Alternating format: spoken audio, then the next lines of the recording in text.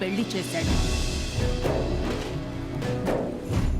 పెద్ద కూతురు 2 బిడ్డలకు జన్మనిస్తే చిన్న కూతురికి కారణ జన్ముడు పుట్టాడని ఆ బిడ్డ 6వ ఏటే అర్థమయ్యింది. అప్పుడు సీమకి కరువొచ్చింది. వర్షం కోసం యజ్ఞం చెయ్యాలి. మచ్చారి వంశంలో జగన్నాథ కొండ మీద దీపం వెలిగించిన వాడే యజ్ఞం చెయ్యాలి. జాతకరీత్యా ఆ బాధ్యతలన్నీ నరసింహారెడ్డికి సంక్రమించాయి. ఇక ప్రతి కార్తీక పౌర్ణమికి నరసింహారెడ్డే దీపం పెట్టాలి.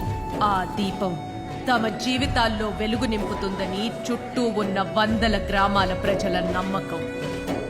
వారసులు లేని తాతకు దత్తపుత్రుడై నొస్సంకోటకు తరలి వెళ్ళాడు.